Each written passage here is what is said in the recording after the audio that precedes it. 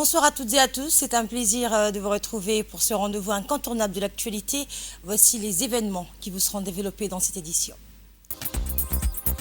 Les présidents de Djibouti et d'Égypte ont échangé lors d'un entretien téléphonique pour discuter des enjeux régionaux et renforcer les liens de coopération entre les deux pays. Et l'UNICEF dénonce la fermeture de l'agence onusienne d'aide aux réfugiés palestiniens, la qualifiant de nouvelle façon de tuer des enfants à Gaza face à une crise humanitaire qui s'aggrave dans la région.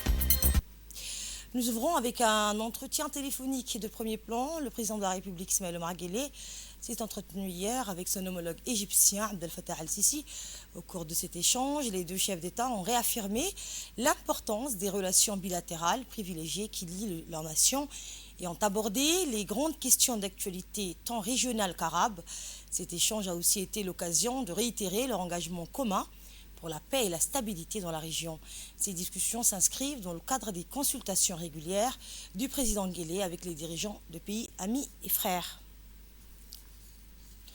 Le Premier ministre Abdelkader Kamel Mohamed, accompagné du ministre du Commerce et du Tourisme Mohamed Wassamaderi, est arrivé hier soir dans la capitale burundaise, Bujumbura, pour participer au 23e sommet du marché commun de l'Afrique orientale et australe, COMESA.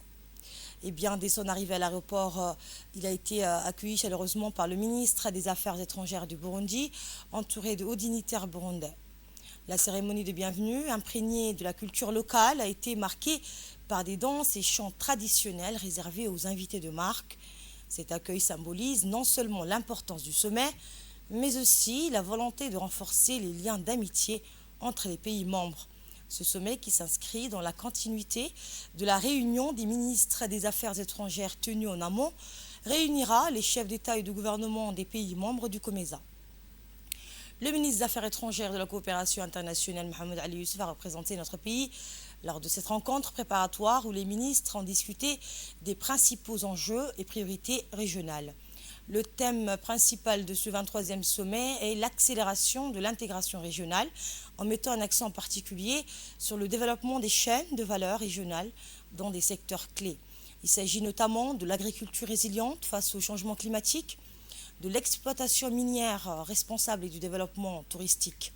Ces domaines ont été identifiés comme des moteurs potentiels pour une croissance durable et inclusive dans la région, en tenant compte des défis posés par le changement climatique, la sécurité alimentaire et la nécessité de diversifier les économies locales. En marge de ces discussions, le Premier ministre a été convié à un dîner de gala offert par les autorités burundaises. Cet événement a permis de poursuivre les échanges dans un cadre moins formel, favorisant les discussions bilatérales et les rencontres informelles entre les dirigeants présents. Ce type de rencontre renforce la coopération et la solidarité entre les nations du COMESA dans un contexte international marqué par des défis économiques et géopolitiques croissants. Ce sommet donc est ainsi l'occasion pour notre pays de réaffirmer son engagement envers l'intégration régionale tout en mettant en avant ses propres initiatives et projets dans les secteurs stratégiques pour l'économie nationale. En Somalie, hier soir, un prestigieux gala a été organisé par la primature en l'honneur du président de l'Assemblée nationale de l'État, Mohamed Letta. Cet événement a rassemblé des personnalités de haut rang et proposé des performances musicales djiboutiennes et somaliennes, symbolisant les liens solides entre les deux nations. Myriam Mohamed nous en dit plus.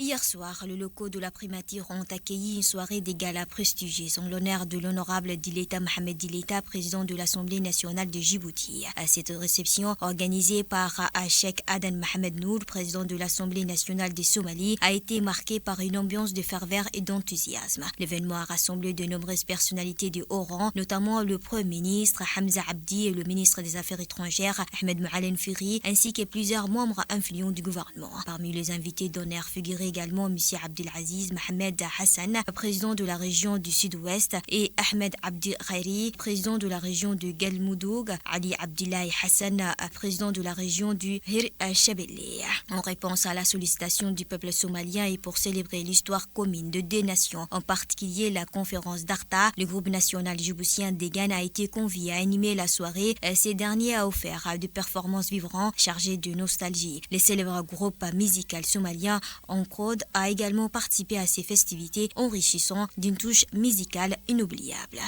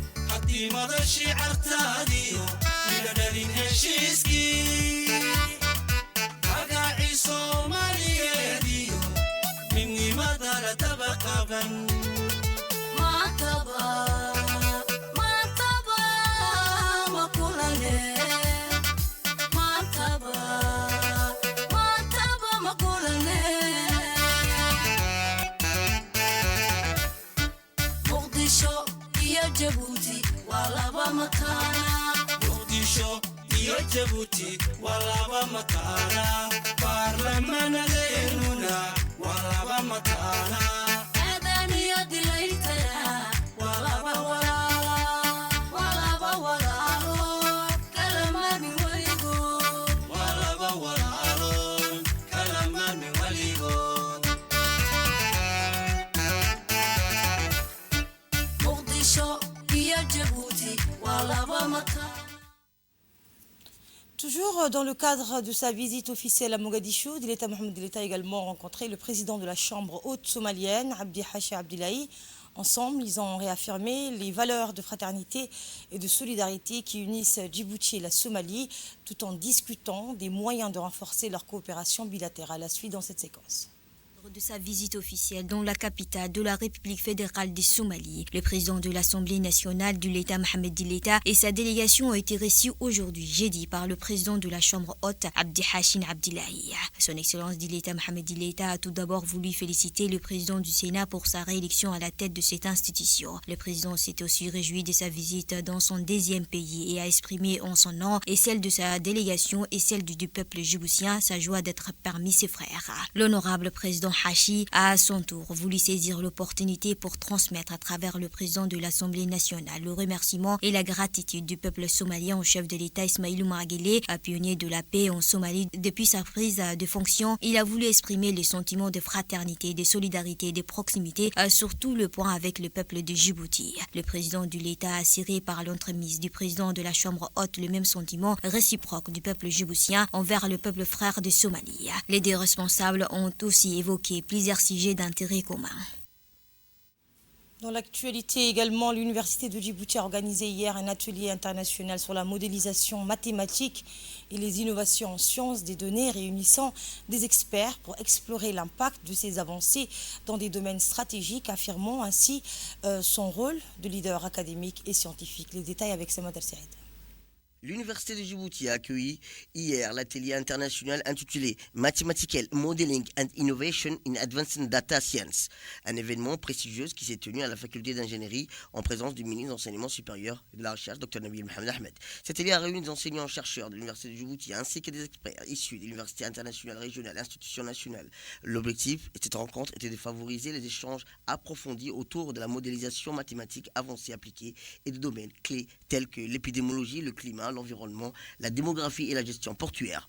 Axé sur les dernières innovations en sciences des données, cet atelier a mis en lumière l'impact essentiel des avancées pour la mise en place des décisions stratégiques en rassemblant des chercheurs et professionnels. L'événement a permis d'explorer l'utilisation des techniques mathématiques de pointe pour analyser des problèmes complexes et fournir d'informations exploitables, ouvrant ainsi la voie à de nouvelles applications pratiques dans divers domaines et secteurs. La modélisation mathématique qu'est-ce que c'est? Je pense que je parle sous le contrôle des spécialistes, mais c'est d'abord comprendre des phénomènes complexes, les traduire mathématiquement pour en tirer des résultats qui puissent, surtout pour nos pays en voie de développement, être importants pour le développement de nos pays. Les phénomènes complexes, c'est les changements climatiques, et on souhaiterait davantage, énormément, Monsieur le Directeur Général du CER, travailler vraiment avec l'OREC dans ce domaine, parce que je sais que vous avez un réseau de capteurs, etc., des données, et de permettre aux collègues du laboratoire de mathématiques de pouvoir travailler sur ces données et sur ces modèles, Inch'Allah. Écoutons maintenant un extrait de l'intervention du ministre de l'Enseignement supérieur, Dr Nabil Mohamed Ahmed. C'est toujours avec un réel plaisir et un enthousiasme que je viens à votre rencontre à l'université. Je ne peux cacher ma fierté que nous débattions ici à Djibouti, dans cette université, l'université de Djibouti, de la modélisation mathématique appliquée à l'épidémiologie, au climat, à l'environnement et plus économique encore, la gestion des ports. Que des progrès, je dirais, depuis la création de l'université par le président de la République, son Excellence Ismaël Omar Guelleh, et quelle réussite, et nous en sommes fiers, dans le renforcement des capacités et dans la formation de nos cadres enseignants-chercheurs que je félicite du fond du cœur et que j'applaudis. Je tiens à ce titre, encore une fois, à féliciter le président de l'université, les organisateurs, pour un tel événement peu commun et souhaiter la bienvenue à tous les invités régionaux et internationaux. C'est d'ailleurs dans ce sens que le président de la République a initié, il y a plus de 2 ans maintenant, en présence de ses homologues présidents régionaux, l'Observatoire de recherche régionale pour l'environnement et le climat. Mesdames et messieurs, chercheurs, vos recherches sur la modélisation mathématique nous permettra de créer des représentations abstraites de systèmes réels, facilitant ainsi l'analyse et l'optimisation. Grâce aux équations, aux algorithmes, vous nous aidez à simplifier des problèmes complexes et à anticiper les comportements, ce qui est essentiel pour de nombreux projets de recherche et en développement. Aujourd'hui, les mathématiques appliquées sont les fondements même de nos capacités prédictives et de notre compréhension des interactions entre variables dans les systèmes dynamiques. Hier soir, le Sheraton Hotel a accueilli la célébration du 101e anniversaire de la République de Turquie, placée sous le haut patronage du ministre de l'Enseignement supérieur et de l'ambassadeur de Turquie à Djibouti. L'événement a rassemblé une foule nombreuse, parmi laquelle figuraient des personnalités telles que la parlementaire Ouma Mohamed Hamid, ainsi que de nombreux membres des communautés diplomatiques et locales, venus témoigner de leur amitié envers la Turquie. La cérémonie s'est ouverte sur une série de discours empreints d'émotion, mettant en lumière le parcours de la Turquie au cours des 100 dernières années. Dans son allocution, le ministre Nabil Mohamed Ahmed a souligné l'importance de cet anniversaire pour renforcer les liens d'amitié et de coopération qui unissent la Turquie et Djibouti. L'ambassadeur a pour sa part exprimé sa gratitude envers la communauté djiboutienne pour son soutien indéfectible, rappelant les valeurs partagées par les deux nations. Tout au long de la soirée, l'assistance a pu apprécier un programme riche et varié avec des performances artistiques et des expositions culturelles, ainsi que des activités spécialement dédiées à la jeunesse. Ces animations ont rendu un hommage vibrant au patrimoine turc, permettant aux invités de découvrir la richesse culturelle de la Turquie dans une ambiance conviviale et festive. L'événement donc a ainsi témoigné de la profonde amitié qui lie Djibouti et la Turquie, soulignant les valeurs de solidarité et de coopération qui unissent les deux pays dans leur quête de prospérité à partager. Écoutez un extrait du discours de l'ambassadeur de Turquie à Djibouti.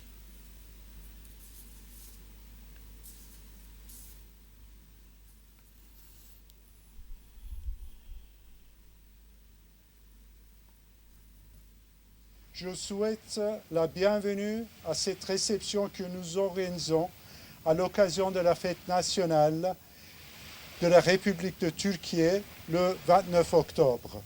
C'est pour moi un immense honneur de vous accueillir ici aujourd'hui et de partager avec vous ce moment si important pour mon pays, la Turquie. Aujourd'hui, nous marquons le 101e anniversaire de la proclamation de la République de Turquie par le grand leader Mustafa Kemal Atatürk, après une lutte acharnée pour l'indépendance et la souveraineté de notre nation.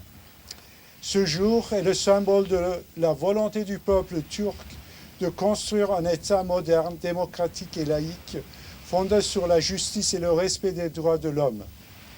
L'histoire de la République de Turquie est l'histoire d'une transformation profonde. C'est une histoire de réformes sociales, économiques, politiques, qui ont permis à la Turquie de s'élever au rang des nations modernes tout en restant profondément ancrée dans ses valeurs et sa culture. Nous engageons en faveur de la paix, de la stabilité et du développement qui se traduit en une diplomatie multidimensionnelle. Cet anniversaire est l'occasion de célébrer notre histoire partagée et de consolider un avenir commun. C'est ce qu'a déclaré Dr Nabil Mohamed Ahmed, ministre de l'Enseignement supérieur. On l'écoute. Ambassadeur, vous avez tout dit. Je vais essayer de reprendre un certain nombre d'éléments que vous avez cités, mais vous dire d'abord que je suis très heureux d'être parmi vous, et ceci à plusieurs titres. Le premier, c'est que nous célébrons le 101e anniversaire de votre République, de votre chère République. 100 ans dans un pays, c'est peu, et ça peut paraître beaucoup. Le message qui nous a été adressé par son Excellence, le Président de la République, son Excellence Erdogan, a tracé toute l'histoire, mais également l'espoir qu'il fonde en matière de stabilité, de développement économique, de développement écologique pour le bien-être de tous et celui de l'humanité.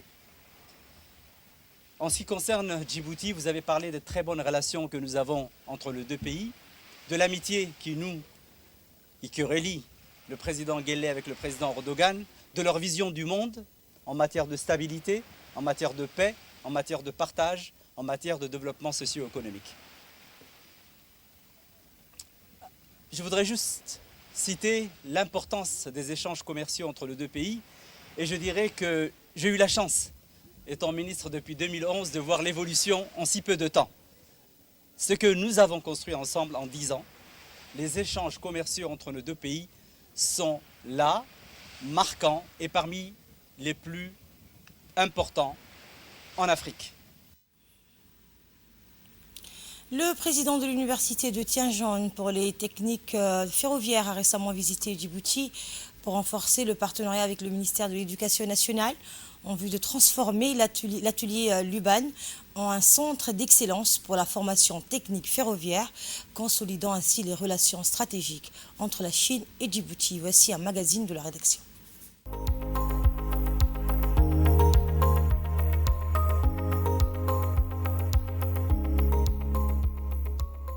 Le président de l'université de Tianjin pour les techniques ferroviaires a effectué une visite opportune à Djibouti. L'occasion pour lui de renouveler l'accord de partenariat entre son institution et le MENFOP pour faire de l'atelier Luban un centre d'excellence dans les métiers du transport ferroviaire. C'est imposé comme un centre de formation d'excellence dans les métiers du transport ferroviaire. C'est l'objet de l'accord renouvelé entre le MENFOP et l'université de Tianjin pour les techniques ferroviaires. Un accord qui s'inscrit dans le cadre des partenariats stratégiques entre la République de Djibouti et la République populaire de Chine. Arrivé le dimanche 27 octobre dernier, le président de l'université de Tianjin pour les techniques ferroviaires a été à la tête d'une forte délégation de hauts responsables de son institution qui a effectué une importante visite chinoise à Djibouti. Une visite opportune visant à renforcer la coopération éducative et technique autour de l'atelier Luban, le premier du genre sur le continent africain. Cet atelier implanté au lycée industriel et commercial de Djibouti symbolise la volonté de deux pays à bâtir une formation technique professionnelle d'excellence en faveur de jeunes talents djiboutiens. Le lundi 28 octobre, la délégation chinoise a visité le lycée industriel et commercial de Djibouti, où elle a pu échanger avec les enseignants djiboutiens et les hauts cadres du ministère de l'Éducation nationale et de la formation professionnelle, afin de faire un point détaillé sur les avancées des formations. Ces échanges ont porté sur l'état d'avancement des programmes de formation proposés par l'atelier Luban, entretien et modernisation des équipements, ainsi que les besoins en matière de renforcement des capacités pédagogiques des formateurs djiboutiens. La délégation chinoise a également pu constater le succès atteint dans les différentes spécialités de formation de l'atelier Luban à Djibouti, menant aux licences professionnelles, l'exploitation et gestion ferroviaire, ingénierie et technique ferroviaire, commerce international et gestion logistique, tous dispensés en collaboration avec l'université professionnelle de Tenjin et le premier lycée professionnel commercial de Tenjin. La signature d'accord sur la co-construction de l'atelier Luban a eu lieu la journée du 30 octobre 2024, a été marquée par la signature officielle d'un nouvel accord de coopération entre la République de Djibouti et la République populaire de Chine, visant ainsi à transformer l'atelier Luban en un centre de formation d'excellence au métier du transport ferroviaire, avec le développement des compétences répondant aux besoins de développement économique du pays. Cet accord engage les deux parties à travailler ensemble pour le renforcement des infrastructures et équipements pour accompagner le développement de nouvelles filières en adéquation avec les besoins du secteur ferroviaire et d'autres industries en expansion. L'élargissement des formations professionnelles en diversifiant les programmes et assurant qu'ils répondent aux besoins du marché de l'emploi local. Le développement des compétences d'enseignement en initiant des programmes de formation continue et d'échange à savoir-faire les enseignants djiboutiens et leurs homologues chinois. Ainsi, cet accord est un élan pour la formation professionnelle et ce partenariat basé sur un transfert de compétences est une vision partagée et technique conférée à l'atelier Luban et une place de premier plan en Afrique dans le domaine de la formation professionnelle, contribuant ainsi à l'ambition de Djibouti de devenir pour les jeunes ressortissants des pays de sous-région une destination d'excellence en enseignement technique et formation professionnelle pour le secteur du transport et la logistique. Cet nouvel accord souligne la volonté commune des autorités djiboutiennes et chinoises de renforcer les capacités humaines et les capacités techniques des jeunes djiboutiens, leur offrant ainsi les perspectives prometteuses et participant activement au développement économique de la République de Djibouti. À tout seigneur, tout honneur, le président de l'université Tenjin et Polytechnique ferroviaire et sa délégation ont reçu les cadeaux de grande valeur. Ce matin, la DDS a reçu M. Philippe Crépy du HCR pour discuter de nouvelles collaborations visant à améliorer les conditions de vie des populations vulnérables à Djibouti, soulignant l'engagement de l'institution dans la lutte contre la pauvreté et l'exclusion sociale. L'Agence djiboutienne de développement social a eu l'honneur d'accueillir M. Philippe Crépy, représentant du Haut Commissariat pour les réfugiés. Cette rencontre a permis de discuter les initiatives visant à améliorer les conditions de vie de la population vulnérable à Djibouti. Le directeur général de la DDS, Mehdi Mohamed Jama, a présenté le plan d'action et l'institution qui œuvre sans relâche pour l'éradication de la pauvreté au sein de la société. Il a souligné l'importance de la collaboration entre les différentes organisations humanitaires pour faire face aux défis socio-économiques actuels. La rencontre a également permis d'échanger sur les projets en cours et explorer les nouvelles opportunités de coopération pour renforcer l'impact des initiatives de développement social. La DDS reste déterminée à poursuivre ses efforts pour améliorer le bien-être des communautés en collaboration avec ses partenaires nationaux et internationaux. De la part du Haut Commissariat pour les réfugiés, que je représente ici, ADDS n'est pas seulement un partenaire clé, mais c'est aussi, je pense, l'espoir pour beaucoup de populations vulnérables. Je fais allusion notamment aux femmes, aux enfants et à la jeunesse. Permettez-moi aussi, avant de continuer, de vous remercier pour l'accueil très très chaleureux. Je suis très très impressionné d'avoir toutes les équipes ici réunies et aussi de la présentation brillante par le directeur général lui-même. C'est beaucoup d'humilité. J'ai beaucoup appris, j'ai beaucoup apprécié et soyez sûrs que je transmettrai acquis de droit. Comme je l'ai dit, nous sommes ensemble dans le même bateau. Je pense que j'ai pu analyser, explorer et observer votre approche de proximité que le HCR aussi, le Haut Commissariat pour les réfugiés, a. C'est la même similitude. Je suis vraiment conscient, avant même de venir ici, de tout le partenariat qui avait été fait les années passées avec vous. Et j'en suis ravi. au nom des réfugiés, pas seulement sur les microcrédits ou l'éducation ou les panneaux solaires, mais sur l'ensemble. Je pense aussi, bien entendu, en priorité, aussi à la population haute. Notre approche, elle est holistique, c'est-à-dire globale. Réfugiés, population haute, toujours dans le maintien de l'existence pacifique.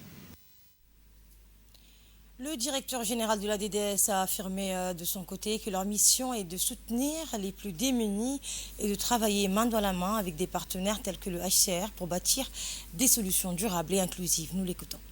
Pour nous, c'est vraiment un honneur de recevoir à la DDS les représentants du HCR qui est venu nous honorer de sa présence. Donc nous avons profité un peu de cette présence pour expliquer c'est quoi la DDS, quels sont nos domaines d'intervention, que ce soit pour la communauté haute ou que ce soit pour les réfugiés. Pour nous, les réfugiés sont des citoyens à part entière. Donc ce sont des gens qui sont sur notre territoire, qui ont, avec la loi et les décrets relatifs à leur situation, les mêmes droits que les Djiboutiens, droit à la protection, droit à l'éducation, droit à la santé. Et donc dans ce cadre-là, donc, nous travaillons avec les réfugiés, les communautés hautes, pour développer, pour mettre en place des infrastructures sociales de base, comme je l'ai expliqué, pour également créer des AGR. Nous travaillons beaucoup sur l'autonomisation des communautés hautes et communautés réfugiées, c'est très important.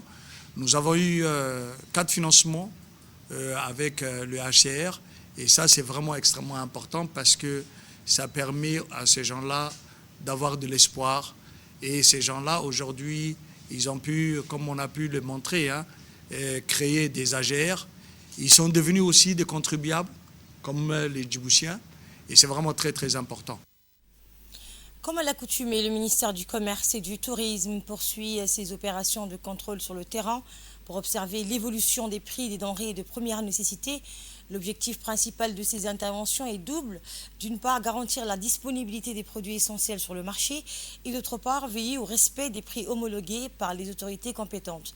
Dans ce cadre, les agents de contrôle du ministère se sont rendus au marché Riyad pour vérifier l'affichage des prix et la disponibilité des stocks de produits alimentaires. À cette occasion, le département du commerce intérieur informe la population que les prix des produits de base ont connu une baisse au cours des 4 derniers mois. Il encourage également les consommateurs à demander un reçu lors de leur achat afin de promouvoir la transparence commerciale. Et à l'issue de ces opérations, les responsables ont lancé un appel aux opérateurs économiques pour qu'ils respectent scrupuleusement les prix fixés par le ministère, en rappelant que les pratiques inflationnistes ne seront plus tolérées car elles nuisent au pouvoir d'achat des ménages djiboutiens. L'Agence nationale du tourisme, en partenariat avec l'opérateur Aqua Club Diving, a organisé hier une sortie en mer à l'île Moucha pour une 60aine de lycéens des lycées d'État de Djibouti et de Gabod, accompagnés de leurs enseignants et responsables d'établissement. Sous la supervision technique de la garde-côte djiboutienne, avec un dispositif de sécurité optimisé, les lycéens ont embarqué tôt le matin à bord de patrouilleurs pour rejoindre l'île Moucha, où ils sont arrivés à 9h30 au programme de cette journée, placée sous le signe de la détente, découverte du cadre enchanteur de la plage des Mangroves, activités ludiques, baignade et exploration de la faune et flore locale. Encadrés par des professionnels de l'Agence nationale du tourisme et d'Aqua Club Diving, les élèves ont pleinement profité de ce lieu d'exception dans une atmosphère conviviale et enrichissante. L'une des activités marquantes de la journée fut l'exploration de la forêt de Mangrove. En petit groupe, les jeunes vêtus de blanc et guidés par les experts de l'association Aqua Club ont parcouru environ 3 km vers le nord de l'île pour atteindre cet écosystème unique. Un consultant de l'Agence nationale du tourisme a ensuite expliqué aux adolescents l'importance de la mangrove et ses rôles essentiels dans la préservation de l'écosystème marin. Grâce à cette sortie, les lycéens ont pris conscience de l'importance de la protection de l'environnement et de la biodiversité de Djibouti. Enthousiastes et enrichis de cette expérience, les élèves ont partagé leurs impressions, ravis d'avoir vécu cette journée mémorable. Suivez leur témoignage. Je viens du lycée Belbala. Aujourd'hui, je suis fier de venir les endroits idéaux de notre pays. C'est ma première fois, c'est une de mes rêves qui se réalise aujourd'hui. Je remercie sur notre président de la République. C'est pas seulement notre président, mais si on a des élèves, c'est notre père. On remercie notre ministre de l'Éducation, notre proviseur du lycée Belbala, M. Abate, tous les enseignants qui nous ont mis aujourd'hui ici et vous aussi. Merci. Et nous avons recueilli quelques réactions. Voici une. On choisit pour cette activité le site écotouristique de Moucha, Aqua Club Diving et l'association des jeunes plongeurs officie. Et nous avons collaboré pour réaliser cette activité avec le MENFOP qui nous a sensibilisés, rassemblé des jeunes des différents lycées. Nous leur avons fait visiter les mangroves qui se situent dans l'île. Ils ont pu visiter les mangroves et il y a eu une discussion sur le bien fondé de la protection de ces mangroves et sur l'utilité surtout écosystémique de ces mangroves-là. Et nous avons aussi parlé d'un autre habitat qu'on appelle les coraux, les récifs coralliens qui bordent justement cette île en mer et qui ont aussi leur importance dans l'écosystème marin. J'espère que nous avons suscité chez eux l'envie de vouloir protéger l'environnement. À Dikil, à l'occasion de la célébration de la Journée internationale de la fille qui s'est tenue à l'école fondamentale d'Abaïtou, l'inspecteur de la région et chef du service régional de l'éducation, Hafid Mohamed Kaïd, a souligné l'importance des efforts déployés par le ministère de l'Éducation nationale sous la direction du ministre Mostafa Mohamed Mahamoud pour instaurer l'égalité entre filles et garçons dans nos écoles. Il a également réaffirmé l'engagement à promouvoir l'égalité des chances et à garantir l'accès à une éducation de qualité pour toutes les filles. S'adressant aux parents, l'inspecteur a rappelé leur devoir de veiller à ce que chaque fille puisse bénéficier d'une éducation de qualité. À l'intention des filles, il a délivré un message d'encouragement. Restez motivés, travaillez avec assiduité et faites de votre éducation une priorité. Ne laissez personne vous décourager, vous détourner de votre chemin. L'inspecteur a également exprimé sa gratitude envers les partenaires pour leur soutien indéfectible à l'éducation des filles, soulignant que leur engagement constitue une véritable source d'inspiration pour tous. Il a enfin remercié le préfet de la région ainsi que le président du conseil régional pour leur disponibilité au service de l'éducation à Dikil. Et la journée s'est conclue par la remise de trophées aux équipes gagnantes du tournoi de football et aux lauréats de la meilleure production artistique. Notre chère proviseur, Madame Nema Ahmed Farah, qui est pour moi comme une deuxième mère.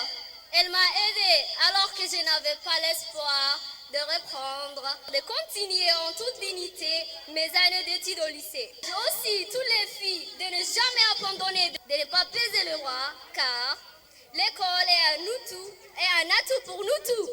Et pour tout le monde, de sortir de l'obscurité et de l'ignorance, un atout qui peut nous garantir notre avenir, notre grandeur et assurer notre place dans notre pays.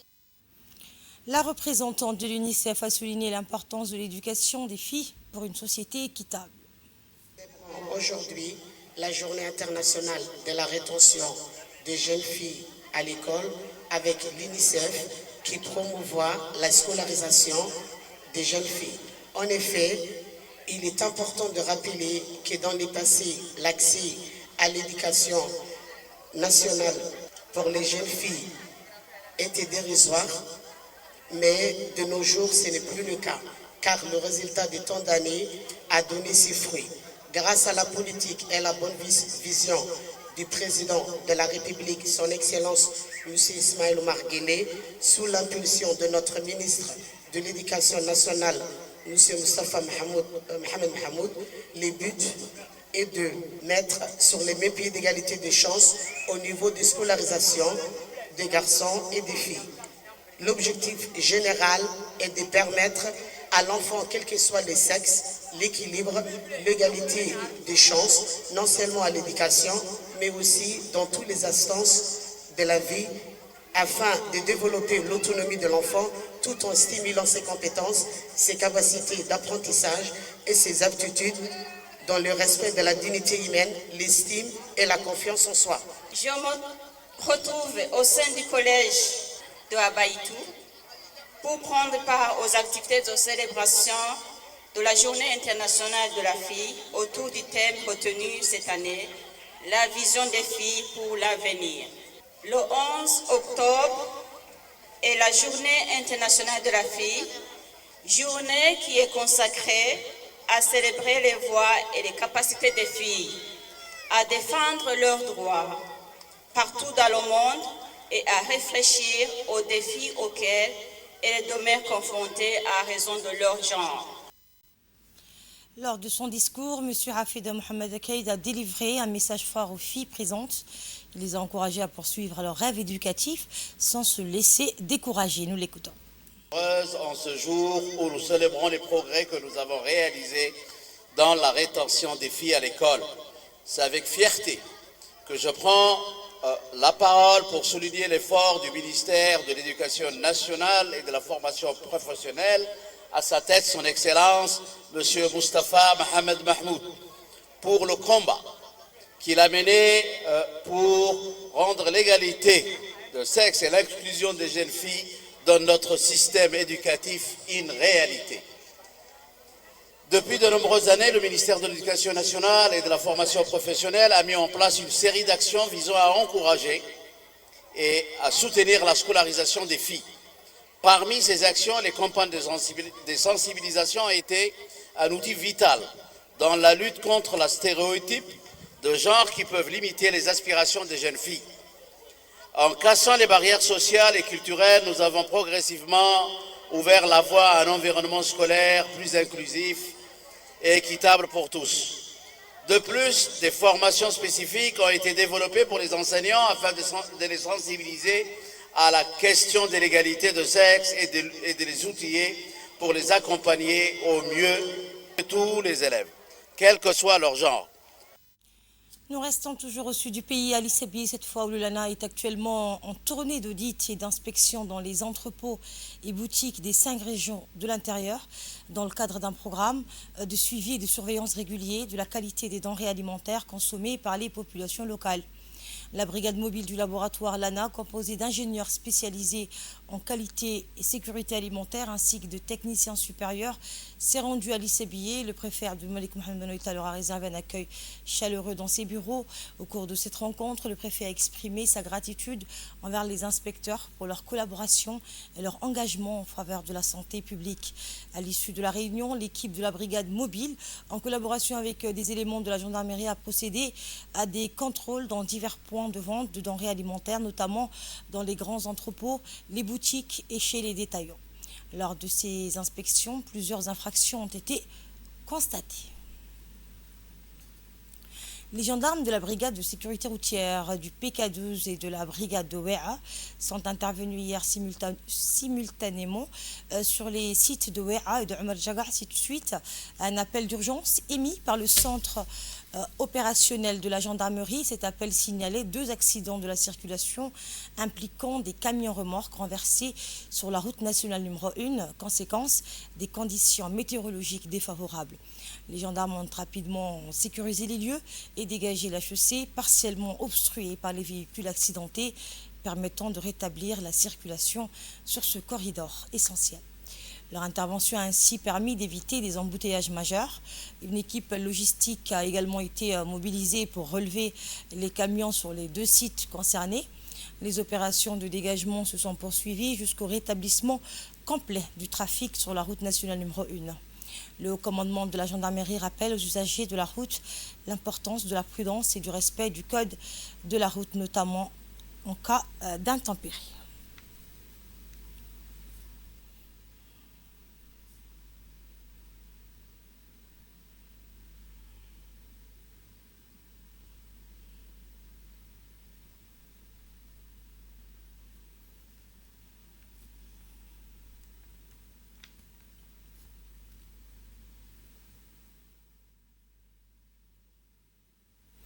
À l'international, la décision d'Israël d'interdire l'agence onusienne d'aide aux réfugiés palestiniens, selon l'UNICEF, représente une punition collective qui compromet l'aide essentielle aux enfants, qualifiant cette mesure de nouvelle façon de tuer des enfants. Samatara Saïd nous fait le point.